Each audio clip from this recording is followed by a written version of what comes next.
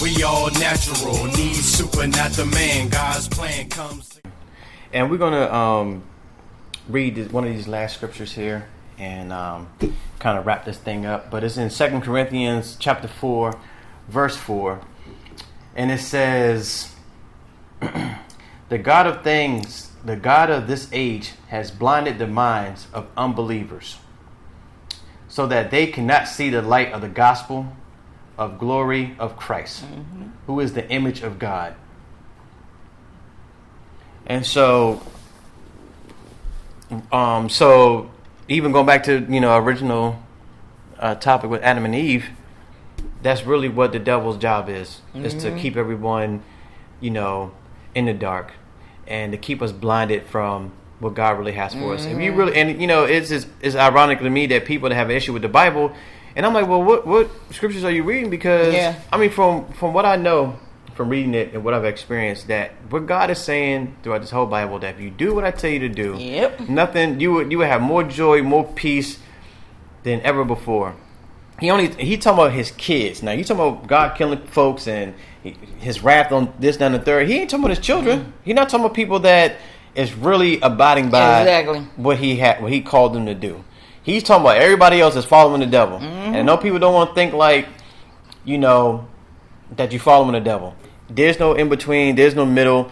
There is hot and cold, left or right, up and down. Like whatever you're doing, you've already made the decision. So if you got bitterness in your heart, you got anger, it's jealousy, you're serving the devil. I mean, it's that simple. Even as a believer, if you have that, if you're in that for a second, right, and you crossing back over, you ask for forgiveness. You don't want to stay there. Right. It's hard to go through life and not be mad and be upset and be jealous that this person got my job, my job title, whatever. It's very hard to do that. But the Bible's saying don't stay there. You know what I'm saying? Don't stay in the midst of that. But the devil his job is to create darkness. And us as believers are supposed to create the light. We're supposed to be shining a light so bright for God that it causes people that are non-believers, that is serving the devil, to think twice about what they're doing. Right. Because we know that the devil really has a stronghold on us, okay? Yep. I don't care what it is. People don't want to act like food is not, you eating too much is a sin. Yes, it's a sin. You big glutton. So you may not be drinking alcohol and out here having sex and have hatred in your heart. But if you're an overeater and you're eating too much and you just, stuff beyond your belief, that's a sin, unfortunately. You know what I'm saying? Like, it's still, everything has to be monitored closely, because the devil knows the Bible inside and out. He knows what God wants us to do. So he's going to play us against it. You know what I'm saying? And it's going to be very hard in a lot of scenarios. But this scripture totally it outlines to say that he's blinding the minds of unbelievers. Yeah. And what does that mean? That means that whatever is good, we don't think is good. Whatever is evil is good. So that's why we do bad. You know what I'm saying? How we say it's all good. It ain't all good. Nope. You know what I mean? Because we know that the devil worked on Eve earlier on in humanity, and he's still doing the same things today. Whatever areas you weak in is what he's going to keep promoting.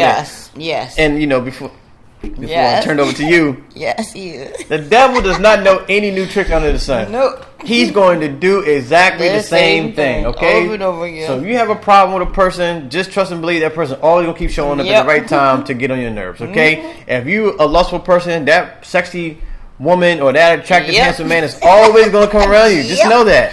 Yep. Ain't no way around that part, because, and that's why when you get into the Bible, you start to let these things go. Yeah. I'm no longer tempted by women that are super attractive, because I look at like, well, okay, if she's interested into me that much and she want to have sex with me, then that's just a demon, because a woman's led by God, she ain't supposed to be sexual with me. Yep.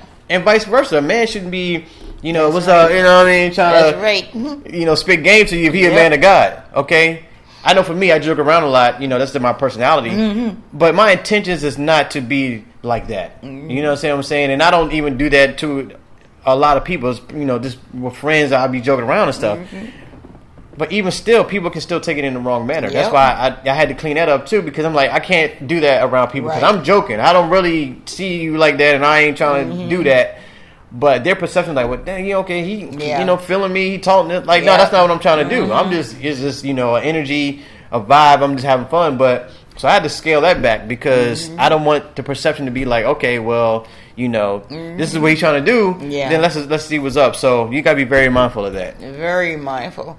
I was going to touch on how when my son was saying that when you children of God and the devil knows that, when he was just talking to God about Job, he said that he's not cursing you because you have a hedge of protection around him.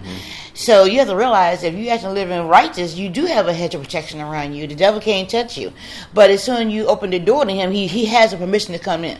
So you have to be aware of who you're serving at all times. Remember, you have a hedge of protection. He can't do anything to you.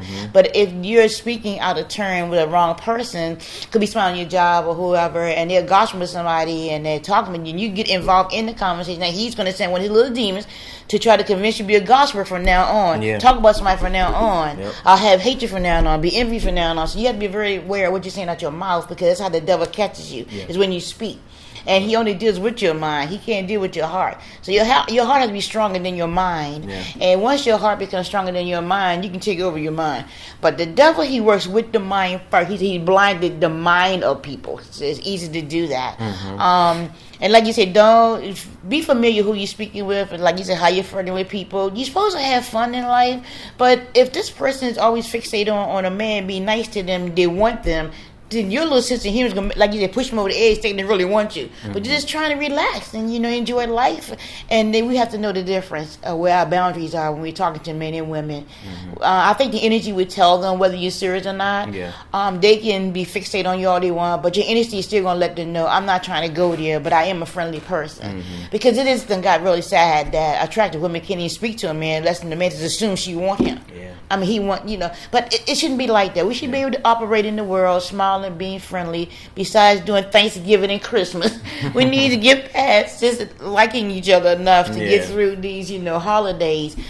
We need to be friendly every day, loving every day, forgiving every day. And like you said, when you make a mistake, just ask for forgiveness and repent right away. Yeah, and the more you ask for forgiveness for every mistake you're making, the less you're due. Yeah. But if you keep making the mistakes, don't ask for forgiveness, don't mean it, you're going to keep on doing it. Yeah. But I've learned that when I make mistakes, as soon as I realize it, I've been doing it for so long now, that soon about to say, act, oh Lord, forgive me, I didn't realize what I was about to do, forgive me, I'm repenting. You have to say it right away, and the next thing you be doing less, wrong. So I think that the more you get in the Word and you allow the Holy Spirit to work, you will be able to bounce around whatever the devil's trying to do.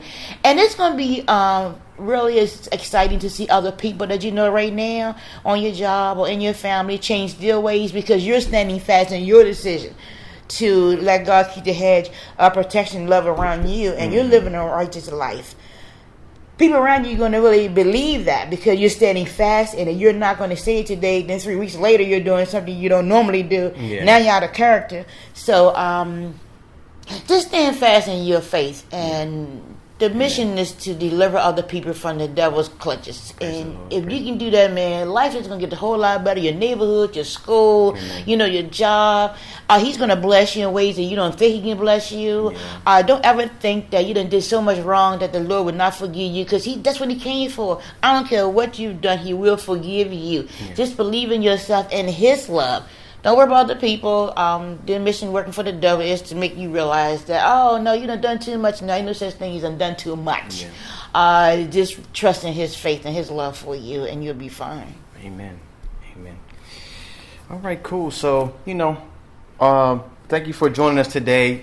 We just wanted to, and realistically with our podcast, or just our ministry in general, we want to start with a topic and have key points and scriptures we want to touch on, but we are allowing the Holy Spirit to speak through us, because it is other things that are going to come up during the conversation of the recording that we're going to want to touch on, whether it's personal experiences or just it'll lead into other things. But we just know that we're led by God, and we're here truly because we love you, and truly we want to be obedient to what God is telling us to do. So we may get off of the subject, and we may talk about multiple things, but we just feel like we wanted people to talk to us like this when we were growing up, and so now we just take an opportunity to do the same thing. So again, thank you for tuning in. And, you know, obviously before we go out, we always want to pray. Yes. And do you want to say anything before we roll out?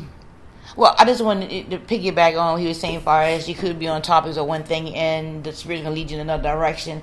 I feel it's because somebody else might not get an opportunity to listen to us all the time, but the moment that you did hear this podcast, it was for you. Amen. And we all are going to be going through the same challenges and ups and downs, but to know that you have someone that's coming, you know, live and trying to help each other, you know, ways that normally we don't get. I don't want to come off as this Miss Know-It-All, but I just want you to know that what we're saying, we have experienced it, and we just want you to experience the same joy that we have. Yeah.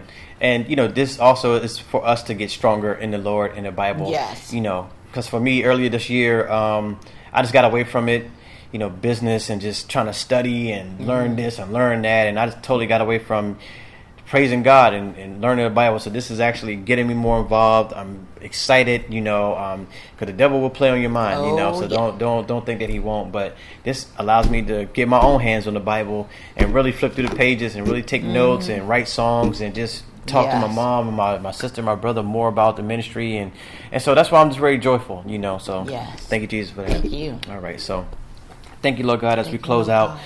We just thank you for this opportunity again, that we allow the Holy Spirit to work in us. We allow the words from the Bible to tell the story that you need to be told, Lord God, in the name of Jesus. We just want to express your love, express, you know, our purpose in life to create other disciples in the name of Jesus. And we just hope that anyone that has heard this video or seen this video, Lord God, will have some type of breakthrough. In the name of Jesus, we pray. Amen. Amen. So, all right, thank you. So, thank you. Be sure to like and share this video. Any comments or questions that you have, please submit within the comment section in the video.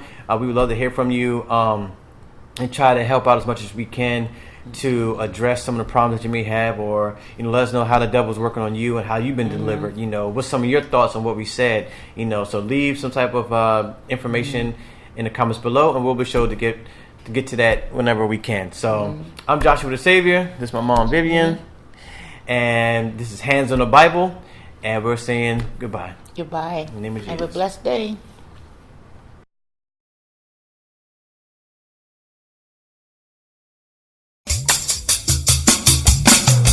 We all natural, need super, not the man. God's plan comes together no matter the weather. Trust in him, believe in him. Because of him, we can do it. Come together like a unit.